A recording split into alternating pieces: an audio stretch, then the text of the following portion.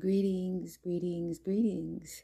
Today is May 22nd, 2022, and I am going to share an article that I found this morning on the New York Times site regarding Haiti. And the headline caught my eye because it was like, well, let me read it to you, and then you'll see why it caught my eye. Haiti is near and dear to my heart. I have family members who are connected to that side of the island. And when I say that side of the island, it's because I always thought growing up from the propaganda that I learned about Haiti, that it was an island unto itself. But Haiti is just one side of an entire island. So the Dominican Republic is on one side and Haiti is on the other. And the effect that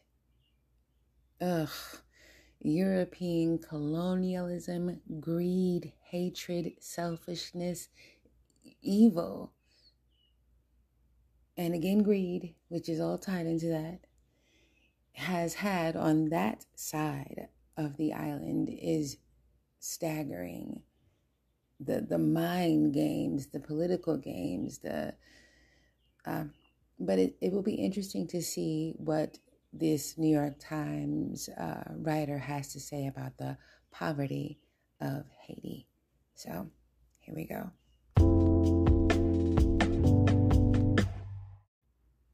Okay, so the title of the article is "The Times Reveals How Haiti Became the Poorest Country in the Americas." And the article is written by a man named German Lopez. Interesting name. Francis Ransom. Haiti is one of the poorest countries in the world, and a New Times investigative series explores why. One stunning detail: France demanded reparations from Haitians it once enslaved. That debt hamstrung Haiti's economy for decades and kept it from building even basic social services like sewage and electricity. The series is based on more than a year of reporting, troves of centuries-old documents, and an analysis of financial records. I spoke to my colleague, Catherine Porter, one of the 4 reporters who led the project, about what they found. Why tell Haiti's story now? Okay, so I'm going to pause for a minute. This is the thing that bothers me and a lot of Black intellectuals about how stories that are not about white people are told. They're always told from a perspective as if when they tell it, it's the first time it's been told, explored. Listen, Haiti's story has been told by Black people, Haitians, Africans, African Americans, in books, in lectures. Baina Bello is an elder right now who tells her country's story. She's Haitian all the time, and she is a scholar. But Europeans live the idea that a story is not being told unless they are involved. And that is a sickness that we're fucking tired of. Not speaking for every Black person, but the ones who know what I mean, know what I mean. But back to the article. So why tell Haiti's story now? I've been covering Haiti since the earthquake in 2010 and returned dozens of times. Any journalist that spends time in Haiti continually confronts the same question: why are things so bad here? The poverty is beyond compared to anywhere else. Even countries that are impoverished compared to the United States or Canada or many Western countries, they still have some level of social services. Haiti just doesn't. Even if you're rich, you have to bring in your own water and you need a generator for electricity. There's no real transportation system. It's basically privatized. There's no real sewage system, so people use outhouses or the outdoors. There's no real garbage pickup, so trash piles up. There's little public education. It's mostly privatized, so poor people don't get much, if any, formal schooling. The healthcare is abysmal. The usual explanation for Haiti's problems is corruption, but the series suggests something else is also to blame. Readers pause again. That something else is European colonialism, American politics and greed. White people. Places where they don't respect, love, care for, but come in as charity all the time. But if you're always the one giving and not talking about how you got what you have to give, leaving out that part of the story, you're part of the problem. I continue. Yeah, the other answer lodged into the side of my mouth as I read more history books on Haiti. One by Laurent Dubois mentioned this independence debt, but he didn't go into much detail.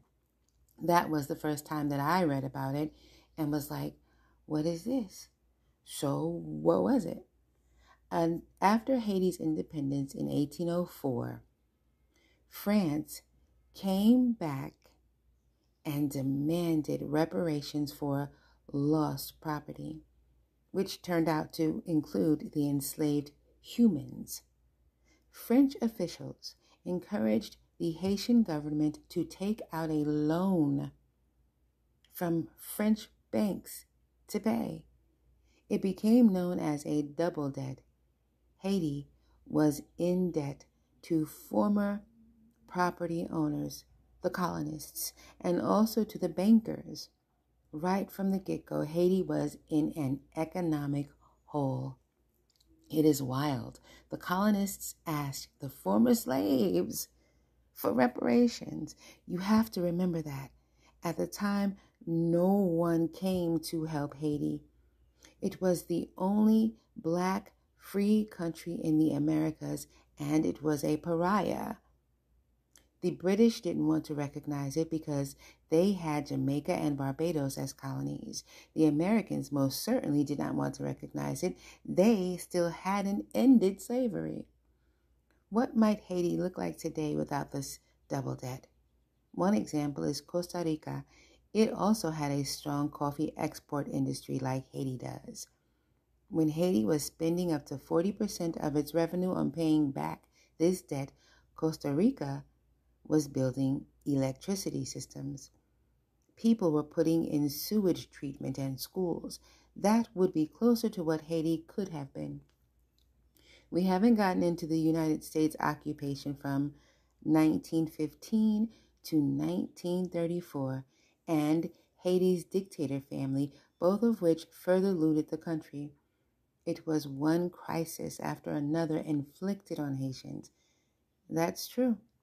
A dictator, Francois Duvalier, came into power in 1957. Before that, the Haitian government had finally cleared most of its international debts. The World Bank had said that Haiti should rebuild. Instead, Duvalier and then his son put the country into increased misery. As if that wasn't enough, after Haiti's president asked for reparations in 2003, France removed him from office with the United States' help. Have France and the United States owned up to the damage? France has had a slow softening. Very slow. In 2015, its president, Francois Hollande, said that France had imposed a quote-unquote ransom on Haiti and that he would pay it back. But very quickly his aides corrected him, saying that he meant he was going to pay the moral debt back. He wasn't talking about money. The Times is translating these stories to Haitian Creole. What's the goal? If I'm talking to anyone on the street in Haiti, they'll speak only Haitian Creole. So I felt that if we're going to do a story about Haitian history, surely it should be accessed by the people of that country. The most popular form of media in Haiti is the radio, especially in rural areas where illiteracy is high. My hope is that we can get the Creole version in the hands of some people to read parts of it over the radio so people in Haiti can hear it and debate it and form their opinions. This is a Haitian history. It should be made as accessible as possible to Haitians. Okay, I can really respect that. More on Catherine Porter. She grew up in Toronto and got her first full-time journalism job at the Vancouver Sun. In 2010, she went to Port-au-Prince for the Toronto Star to report on the earthquake, an assignment that changed her life. She has returned more than 30 times and written a memoir about her experiences there. She joined the Times in 2017, leading our Toronto bureau. I have to look into Miss Catherine Porter. She sounds interesting. The Haiti series. The Times this weekend published several articles on Haiti's history, including the reparations to enslavers are the root of Haiti's misery, as the first piece in the series explains. Haiti tried to set up a national bank. In reality, a French bank controlled it. Wall Street called for an invasion of Haiti. What? And the United States obliged. Ugh. Haiti's president asked for reparations, then the United States and France removed him from office. Wow. Wow. And then there's a link to 6 takeaways from the article. Wow. A failed state, an aid trap. An aid trap. That's deep. Let me look at this timeline. Haiti's lost billions. Wow. So yeah, I'm going to read the entire series, but that was more honest than I really expected from the New York Times. I just hope, I really pray that Haiti does receive the proper financial reparations, its proper due from those who have raped and pillaged and destroyed or tried to destroy the very fabric of the first free colony in the Americas. Interesting. What do you think?